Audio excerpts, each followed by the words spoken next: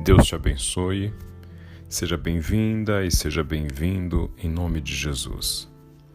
Seguimos com o Evangelho do Apóstolo João, nos seus capítulos hoje 9, 10, 11 e 12, encerrando assim o chamado Livro dos Sinais, a primeira metade do Evangelho de João, que conta a respeito das obras miraculosas de Jesus, de seu ministério e os embates decorrentes deles com os fariseus e os líderes da época.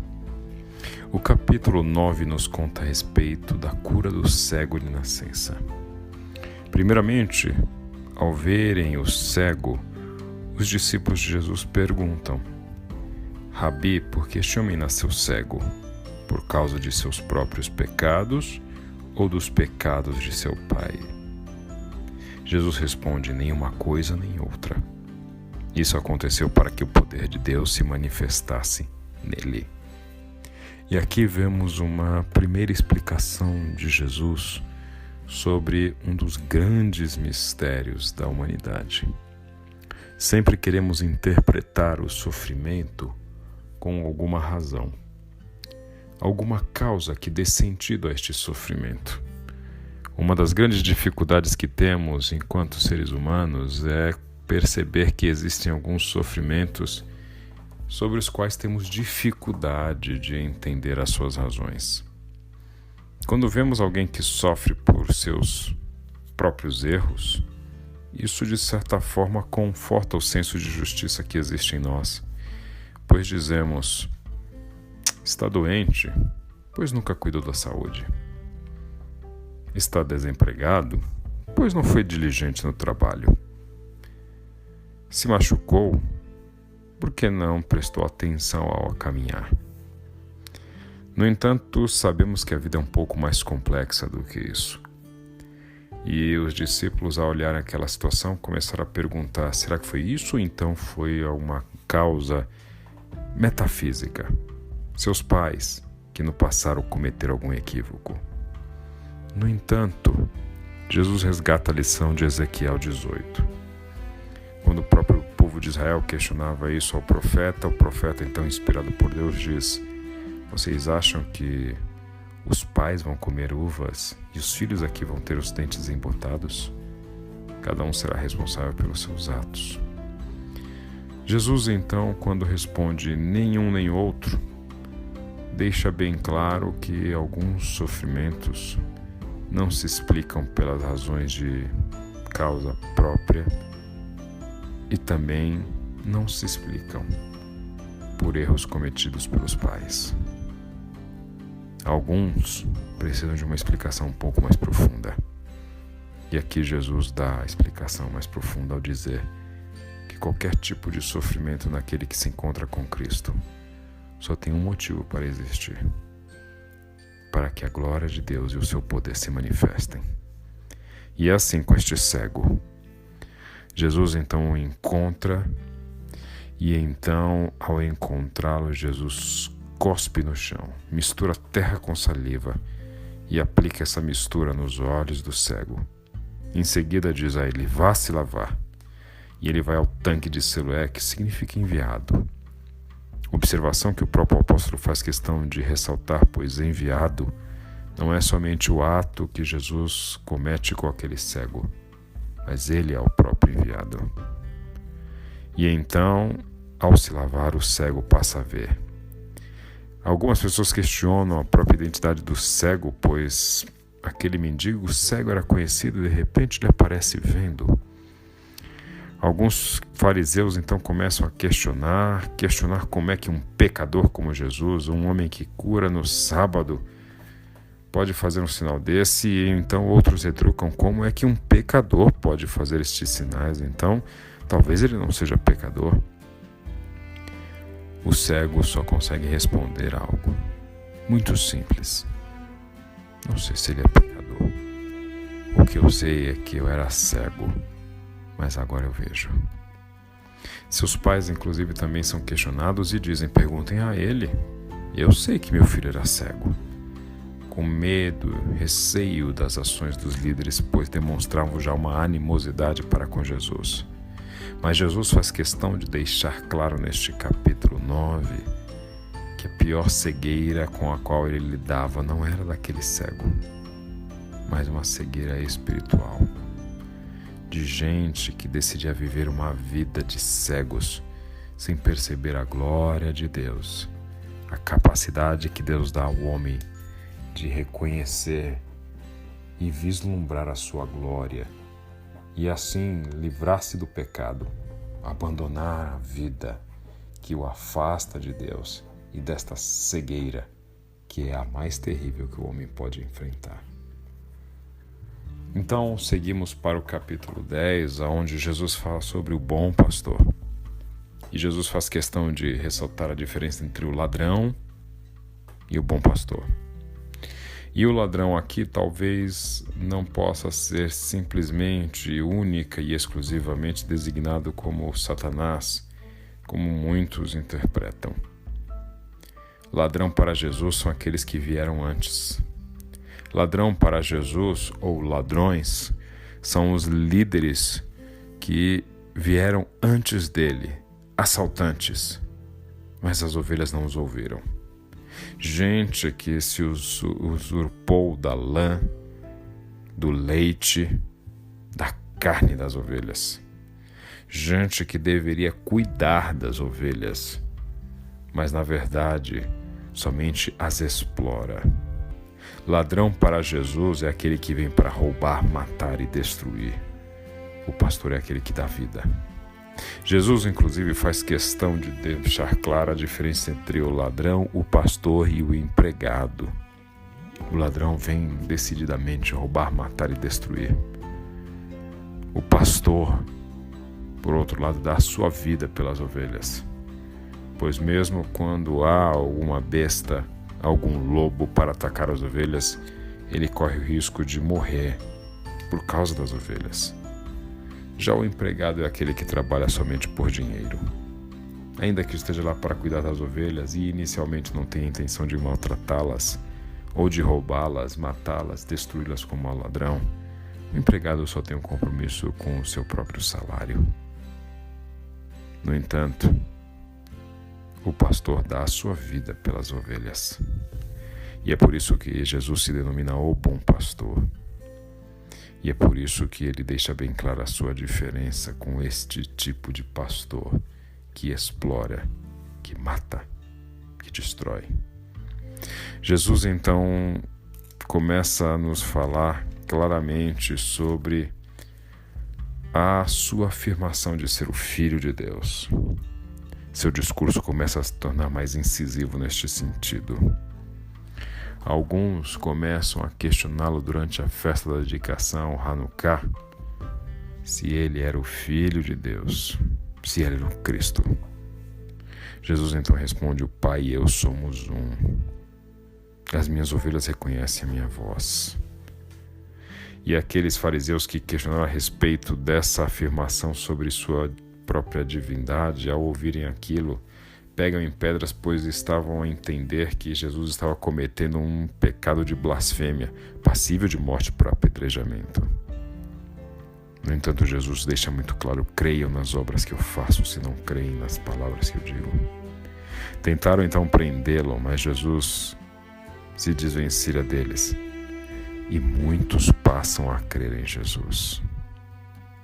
Então chegamos ao capítulo 11, onde vemos o prenúncio da morte e ressurreição de Jesus através do milagre da ressurreição de Lázaro.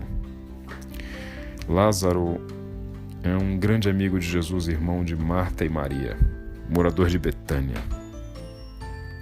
Vivemos em uma sociedade, então, bastante machista, onde mulheres desamparadas se tornariam muito provavelmente miseráveis. E um homem, seja pai, seja irmão, seja o marido, é quem dá à casa o esteio social, econômico e financeiro de então. Marta e Maria então vivem com seu irmão Lázaro. E Lázaro morre. Primeiramente, Lázaro fica bastante doente. E ao verem o agravamento dessa doença, as 12 irmãs enviam um recado a Jesus, que estava distante delas. Seu amigo querido está doente. Jesus, apesar de amá-los, decidiu ficar mais 2 dias onde estava. Quando esses 2 dias passam, Jesus decide voltar e os discípulos então ressaltam seu receio com as represálias dos judeus que tentavam matá-lo. E essa represália temida pelos discípulos é expressa nas palavras de Tomé. Tomé é sempre muito transparente com as suas dúvidas. Tomé volta-se a dizer que se Jesus quer ir para a Judéia, vamos então morrer com ele. E então chega Jesus. E quando chega, Lázaro já está morto há 4 dias. Jesus chega nesses 4 dias, pois estamos falando que ele recebeu o aviso da doença de Lázaro e muito provavelmente esta pessoa que saiu para avisá-lo saiu e logo em seguida Lázaro morreu. E este lugar onde Jesus estava distante era mais ou menos 1 dia de viagem, ou seja, 1 dia, logo em seguida Lázaro morre, Jesus fica mais 2 e quando decide ir até Lázaro, mais 1 de viagem, ou seja, 4 dias depois deste emissário ter saído para avisar Jesus, Jesus chega até Betânia. E quando Jesus chega a Betânia, Marta foi a primeira a sair ao seu encontro. Maria fica em casa. E aqui nós precisamos falar um pouco sobre o luto para os judeus. Neste primeiro momento, nestes primeiros 7 dias, o que eles chamam de Shivá. O Shivá compreende de 7 dias que pode ser ou podem ser divididos em 3 períodos. O primeiro período que compreende o tempo entre a morte e o enterro. Para o judeu, inclusive, o enterro precisa ser rápido, pois o cadáver é um corpo imundo e este corpo precisa ser logo enterrado, pois ele está contaminando todos aqueles que estão ao redor. E é um momento intenso de sofrimento. Depois deste tempo, seguem-se mais 3 dias de intenso choro e lamentação. Os enlutados, e aí estamos falando neste caso de Marta e Maria, deveriam ficar mais isolados. As visitas não eram encorajadas. É o tempo para a pessoa poder sofrer a dor do luto. Depois destes 3 dias, o último período do Shivá, destes 7 dias, é receber a visita e o consolo dos amigos próximos. Ou seja, não por acaso Jesus chega no 4º dia. Se chegasse no primeiro, Jesus talvez encontraria a família no mais intenso sofrimento, com um movimento ali de receio dos demais se aproximarem, por este corpo ser algo que os contaminaria cerimonialmente. Se chegasse nos 3 dias seguintes, também seria desencorajada a presença de vizinhos, amigos, parentes, pois é um momento de isolamento do enlutado. O 4º dia é onde começa a fluir todos os amigos e parentes para consolar o enlutado. Por isso, Jesus chega no auge deste afluxo de pessoas, que seriam parte importante da narrativa para testemunhar um dos maiores milagres de Jesus, que é a ressurreição de Lázaro. Quando Jesus encontra Marta, já diz claramente: seu irmão vai ressuscitar. Marta então tenta interpretar a fala de Jesus, dizendo: eu sei que no último dia. E Jesus então diz a ela a célebre palavra: quem crê em mim, ainda que esteja morto, viverá. Quem crê em mim, jamais morrerá. E então ela disse: mas se o Senhor estivesse aqui. E então Marta volta para casa e Maria então vai, pois a tradição judaica é de que a casa não poderia ficar sozinha. E então Maria sai correndo, desesperada, chorando. E todos que estavam na casa saem com Maria. E Jesus então recebe aquela multidão de pessoas desesperadas chorando. Maria, sua amiga, amigos, parentes. E então o povo se junta e Jesus pergunta onde vocês o colocaram. E vão levar Jesus até o sepulcro. E lemos então o menor versículo da Bíblia, que diz: Jesus chorou. Chorou ao ver o desespero daquela multidão. Chorou ao ver o desespero de Maria. Chorou ao ver a dor da morte. Chorou ao perceber que seria aquela dor que ele causaria no coração de seus amigos, de sua própria Maria. Jesus então chega e determina ao povo: rolem a pedra. Alguns retrucam, mas cheira mal, já faz 4 dias, e Jesus então é incisivo: eu não disse para vocês crerem. E ele começa a orar. Quando Jesus começa a orar, ele diz: Pai, eu te agradeço porque o Senhor sempre me ouviu. Eu disse isso por causa de todas as pessoas que estão aqui, para que elas creiam que tu me enviaste. E então grita: Lázaro, venha para fora. E o que era defunto sai andando, ainda que com faixas, ainda que com o receio de que estivessem vendo um fantasma. Lázaro volta à vida.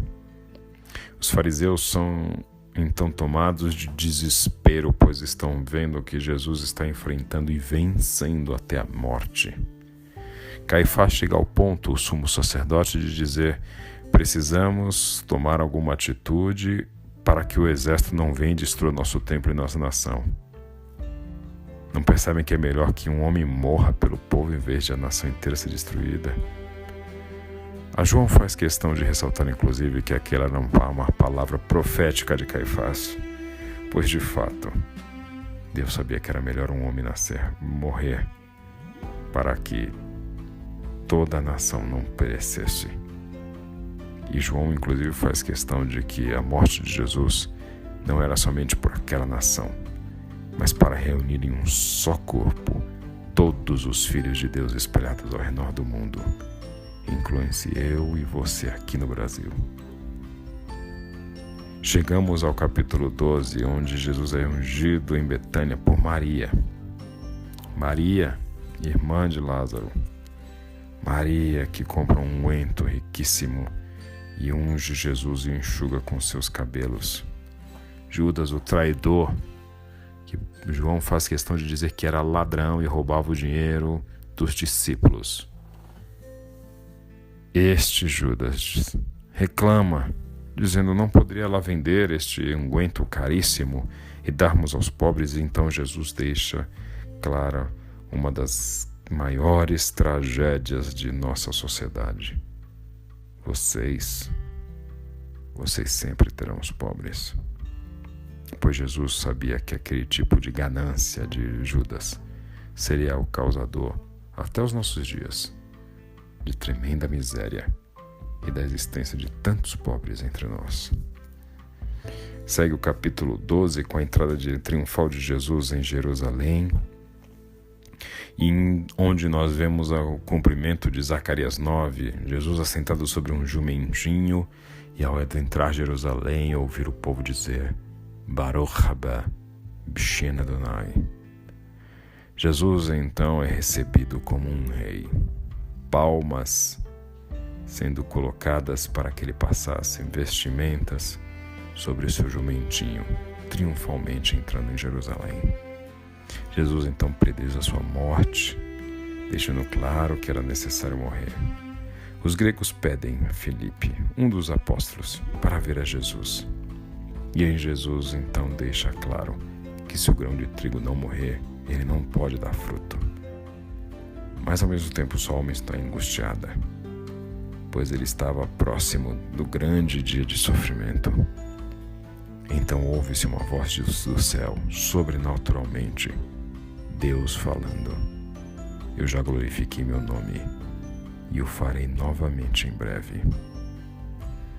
No entanto, João faz questão de encerrar este livro dos sinais, que conta de tantos milagres e maravilhas, dizendo a respeito da incredulidade do povo, de muitos que não creram, de muitos que creram, mas de forma discreta, receosos da reação do povo, gente rica, gente poderosa, que, segundo João, amaram mais a aprovação das pessoas que a aprovação de Deus.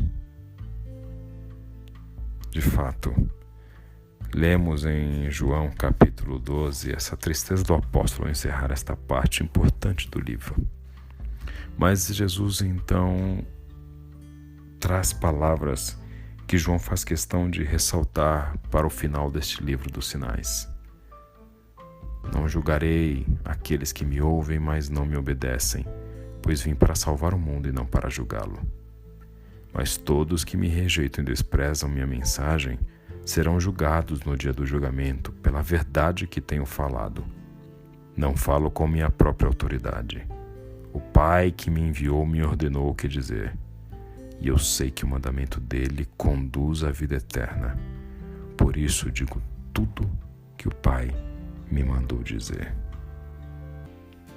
Muito prazer. Este Jesus apresentado nos primeiros capítulos de João, nesta primeira metade denominada de Livro dos Sinais. Este é o Rei do Universo. Que Deus te abençoe.